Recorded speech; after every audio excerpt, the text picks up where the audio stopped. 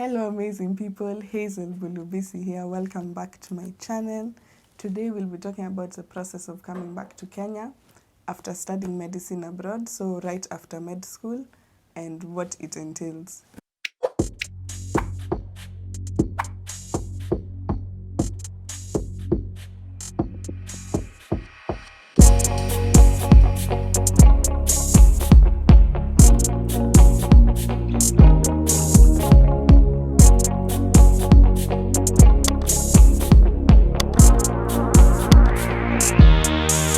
Today I have a guest with me and I'll let him introduce himself. Hello everyone. My name is Don. I'm a postgraduate, studied abroad, came back here. I've been through the process and so I'll be... Okay, so why did you choose to study? First of all, where did you study abroad? Well, I did study in Shanghai, China for a period of 7 years. I did a year of language because I studied in Chinese. Okay. So I did a year of language, then the rest was medical school. Yeah. Did you like it? Yeah, it was amazing. During the first few months after arriving, because first of all, I came from the village, just right out of the village. The only time I was in the city was when I was Living. Yeah, for the process of visa and living. Okay. So first of all, there was a huge change in the environment and everything. It was nice. It was very good. However, the challenge was when it came to food. Yeah, I Yes. can imagine, especially, okay, yes. Yeah, it was a bit challenging on the food a little bit, but with time, I got used to it and it was very nice. Overall, it was a generally good experience. So did you try food that you've never tried before, like things we'd never eat? Yes, I did. Like what? I've eaten snails, Fish. I've tried frogs, and they were all delicious. So you'd eat them even now? Yes. Ah, okay. But it depends. Not just any frog or snail, it depends. Okay. So once you went abroad, what was your plan? Was your plan to stay there? Was your plan to come back? Or did you always know you'd always come back home? When I went abroad, I had an open mind. Okay. I wasn't set to I'll stay there or I'll come back. It was an open mind. It was depending on how things will go, they'll direct me on the way forward. Okay. So once I finished medical school, it was actually, I was advised by one of my seniors that it would be much better if I come back home first, practice a little bit before I proceed doing masters.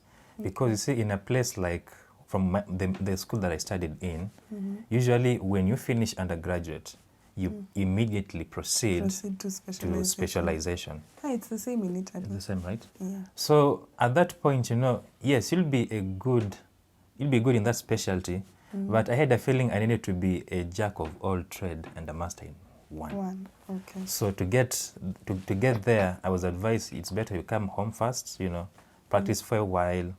Because here, for instance, from what I learned in Kenya, once you graduate, there is a period of internship, and even for master, they need at least 2 years of postgraduate experience before you apply for masters. So I thought it'd be a nice time for me, to go through different fields. Also, I think it could have been a very good time for me also to know what I like and what I might want to specialize in later. Yeah. So that's one of the reasons. That's actually the main reason why I came back. Yeah, after I graduated. Yeah, Another one was a bit homesick too. Yeah, I think that's a good reason because I don't think not everyone who finishes med school knows what they want to go into. So having that grace period where you're able to see and experience everything, so you're able to know what you like and what you don't like, as you said, helps. Yeah, so that's good. So the main topic is the process of coming back home. So what was your process? How did it begin? What did you have to do? And what steps did you have to follow to get to the point where you're able to practice in Kenya? The process of coming back home for me had 3 major steps. So the first step is a pre-internship. Then you do the board exam. Then you go for the internship. Okay. The pre-internship is how long? Pre-internship usually is at least 4 months. Okay.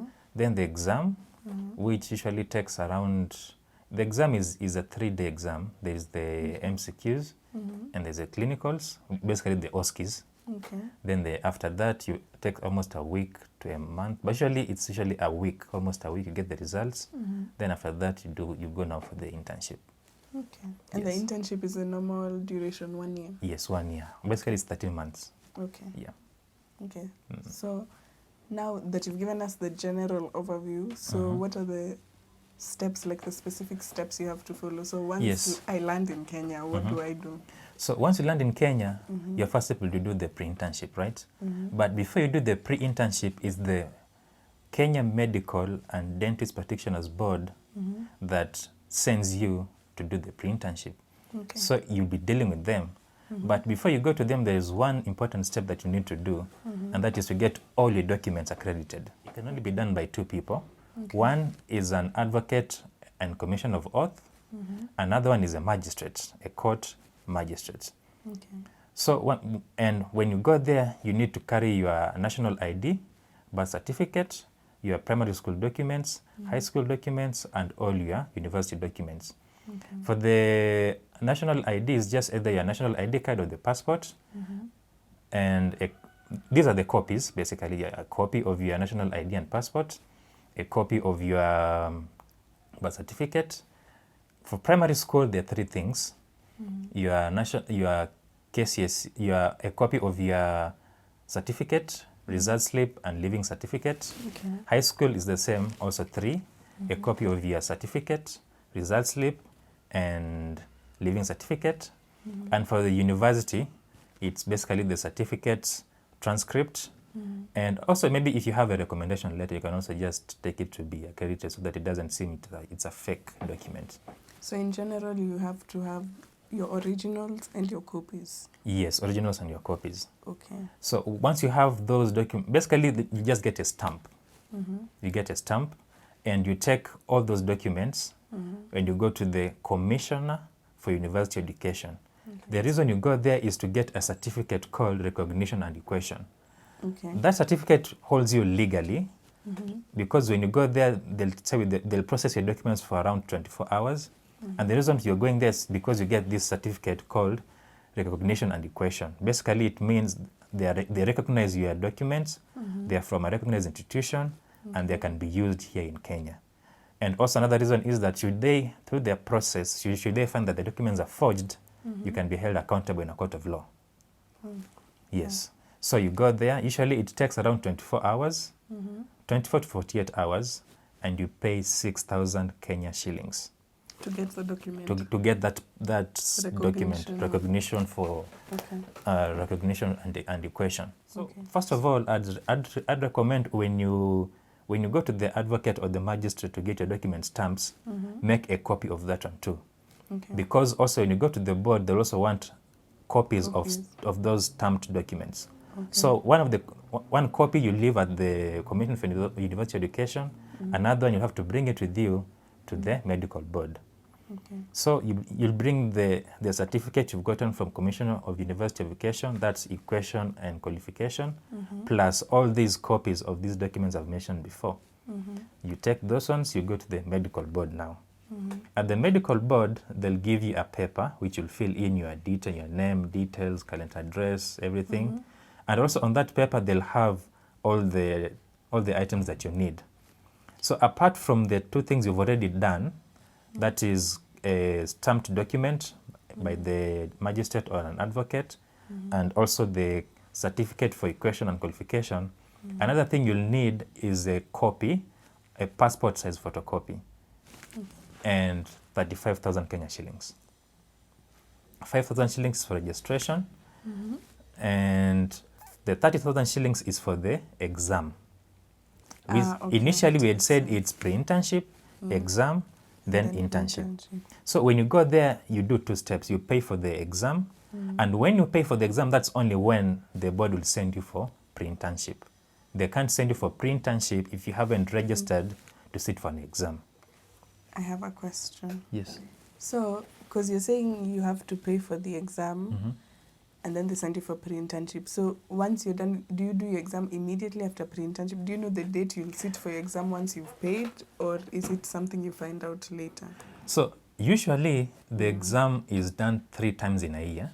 Okay. Towards the early of the year, around February. Okay. Then mid-year, around June, May, June. Then towards the end, October there, around October, September there.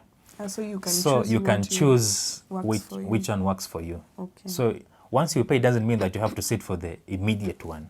Because you might be paying for, let's say, this week, and the exam is like in a month time. You see, you won't be able to have the 4 months pre-internship which is required. So usually it's at least 2 to 3 times there's an exam each year, so you can choose which one suits you at that time. Okay. Yes. And even for the pre-internship, do you choose where you go, or they just send you somewhere random? So you can choose where to go.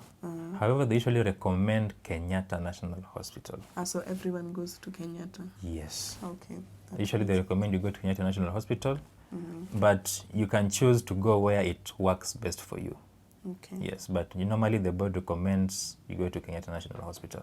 So for 4 months? For at least 4 months, yes. But then in those 4 months, sorry, I have so many questions. Ask, it's okay. In those 4 months, are you in a specific ward, or are you going around like seeing in different departments? So, okay, once you pay for the exam, right, the board writes for you a letter to that respective hospital where you want to go. And on that letter, they just want you to rotate in the 4 major disciplines. Okay.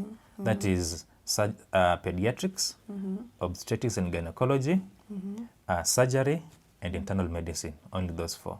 Okay. So basically that's a month in each of those disciplines. Department. Yes, Okay. yes. And so you're under someone when you go there? Yes, so when you go there, once you've gone with all the documents to the board, which are the certificate for education and qualification, and the copies of all those documents I've said which are stamped, and the 35,000 Kenya shillings, you pay at the board. And keep in mind, they don't take cash. So everything is either via a card or M-Pesa. They don't take cash. Same thing at the Commission for University Education, they don't take cash. It's either M-Pesa or you swipe a card. Okay. So once you've paid that at the board, they'll give you a letter to if it's either Kenyatta or Mbagathi or whichever hospital you'd have chosen to go. And when you take that letter, usually for example, if it's in Kenyatta, it will be addressed to the CEO. And if it's in this other hospital, it will be addressed to the medical superintendent. Okay. So let's start with Kenyatta, for instance. If you go to Kenyatta, you'll give it to the CEO. The CEO will then stamp it and send you to the director for clinical services, who will now give you everything, like the rota. It will give you a 4 months rotation. Now with the rotation, when you go, you present it to the head of department of each rotation. So he's the one who will guide you, like who will be under, like during the entire time. Okay. Yes. Okay. And in the same thing, even if you go to any hospital, if it's the medical superintendent will then direct you to each respective head of department, then they'll be directing you from there. It's actually quite straightforward. It's not that hard. Okay. Yes. So once you're done with pre-internship, now we've gotten to the exam. So you talked about the exam being MCQs, then OSCEs. Yes. And that's it. So the exam, it's MCQs and OSCEs. Now, there's a slight variation for those who did medicine and those who did dentistry. So for the MCQs, day 1, usually it's done here at the School of Nursing in Nairobi Hospital under Tower building. You'll go there, it's 100 MCQs, and you do it, I think it's over a period of 2.5 hours. 2 hours, 2.5 hours, I think. Okay. So the exam, usually it's a 3-day exam, because for the dentist, they do for 3 days. The MCQs, then there's 2 days for OSCEs at Kenyatta Hospital. But for those who did medicine, it's 2 days. Day 1 is MCQ, then the following days are OSCEs. Now, depending on the number of the people who are sitting for the exam, the OSCEs might take 2 days. But basically, as an individual, you only do 2 days. First day for MCQs, then another day for the OSCEs. Prior to the exam, because first of all, you've left your details at the board, so they'll keep communicating with you. And usually prior to the exam, usually 2 weeks prior to the exam, you'll receive an email from the board telling you need to go for the orientation and a mock examination. Basically, it's just to give you an idea of what. So during that orientation, you'll be like they'll break down things for you. First of all, on what the exam entails, the MCQs, the OSCEs, and if you have any other question, you can also ask during that time. Initially, the MCQs used to be paper, like done by paper. Right now, they're not on paper. No, because of COVID, they usually do it's on like computer, but you have to be there present. Okay. So also it's during that time that they'll help you set up the whole system and everything. Okay. So MCQs, that we've said it's day 1, 100 questions. Usually it starts very early in the morning. Usually around 7 the exam starts, but around by 10 you've finished, you go. Then on that day is when, for instance, basically now for the medicine, depending on the number of you will be sitting for the exam. Now once you're finished with the MCQs, they usually say that when you leave the hall, at the door, they usually a list. Now on that list, when you'll see which day you'll be on the OSCEs. Either it's the following day or the day after. Okay. And OSCEs are usually done morning, like it's morning and early morning. Okay. The OSCEs are usually 12 stations. So each discipline gets 3 stations. So you'll have 3 stations for pediatrics, 3 for OBS, 3 Surg, and 3 IMED. Okay. And each station is 10 minutes. And they are usually just clinically based questions. Okay. Yeah. I have a question. So, for example, if you do sit for the exam, you pass the MCQs and don't pass the OSCEs. Does that mean you have to recite everything, or do you only recite the OSCEs? So you have to recite everything because here they usually focus more on the OSCEs. And actually OSCEs are the one that carries the weight of the marks. Okay. It's out of 100, right? Yeah. And the pass mark is 50. But out of 100, 60% is from the OSCEs, 40% is from the MCQs.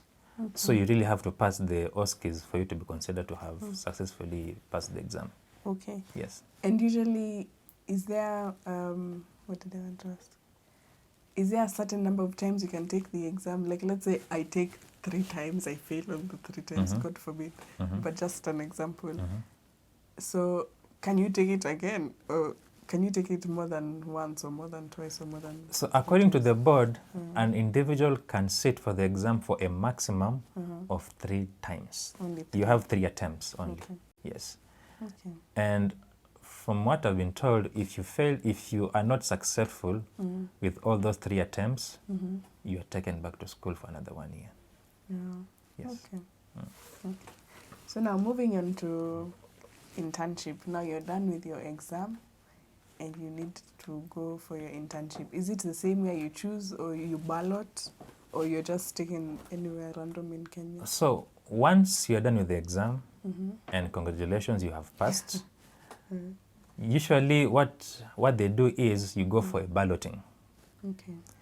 And also you'll be told during the orientation, that is 2 weeks prior to the exam, you'll be orientated. They usually say, what usually happens is that there's a council that sits, because you'll be sent to a public hospital. So there's a council that sits and look across the entire country to see which hospital has less interns, which need more interns, which hospital has interns who are about to finish. So they sit and they decide, okay, this time we'll be sending interns most to like a certain region like that. So when you go for balloting, they're already chosen, like they've already been chosen. So you just dip your hand and pull out and see. So whatever you get is what you get. Yes. You can't change it anyhow. Maybe amongst yourselves you can do it. Yeah. Okay. Let's say I chose one that says I want to go to Kenyatta, and you chose one that says you want to go to Mbagathi Hospital. But you want to come to Kenyatta, I want to go to Mbagathi, so we can. So it's allowed to do that? It's allowed, yeah, it's allowed. Okay. Yeah. Okay. So that's the whole process. So once you're done with the internship, what happens? So first of all, what happens when you pass the exam, right? The board is the one still dealing with you. So you pass the exam, the board will administer an oath to you, after which your names are taken to the Ministry of Health. Now it's the Ministry of Health that posts you. Okay. For the first 13 months, you'll be under the central government. through under the central government via the Ministry of Health. So they're the ones who will post you, and you'll be given a license. I think it's a temporary license by the board that will enable you to practice for that period of internship. It's usually 13 months. So the 13 months, usually it's a paid internship. It's a paid 13-month internship. They usually say it's a 1 month leave, but once you start the internship, you realize there's nothing like that. You just do your whole 13 months. They usually make sure you maximize the whole of it. And I'd recommend, and from what I was advised also before, when you go for internship, make sure you get hands-on. Because it's during this time, like, you can really learn a lot. Because once you are done with the internship, you're finished with the 13 months, now you become, because in these 13 months, you're a medical officer intern, MOI. Once you are done with it, there's a logbook that you have to fill. You'll be given by the medical board. You have to fill the entire logbook. Once you're done with the logbook, you take it back to the medical board, and then you pay an extra 20,000 Kenyan shillings. Now you receive now a license to become a medical officer, MO. Okay. Yes. During the internship, they usually recommend you get very hands-on, and it's also a good time for you to do networking. Because once you're done with the internship, you'll be by yourself. So it's up to you to look for a job. You'll be job hunting from then on. Like for some, usually do is after they do the internship, they do the USMLEs and PLABs and they go. But if you want to stay a little bit, you have to look for a job by yourself. So at this point, I can look for a job even in a private hospital? Yes, yes. Oh, and another thing I forgot to mention for the internship, yes, usually they select for public hospitals. However, if you go to the Medical Council, the KMPDC website, there are lists of approved internship centers. And not all of them are public hospitals. And there are some private ones? There are some private and there are some mission hospitals. Okay. Now, this usually comes in handy for foreigners who wish to do the internship in Kenya. Because for some reason, if you are a foreigner and you've passed the board exam and you wish to do the internship period, usually it's very hard to get posted to a public hospital. So usually you go to a mission hospital or a private hospital. Now, if you wish to go to a mission hospital or a private hospital, usually they say you go there by yourself and you request. And you go to the hospital? You go to the hospital itself. Okay. Because if it's under MOH, they'll post you to a public hospital. Okay. But if you wish to go to a mission hospital or a private hospital, you have to personally go to that private hospital.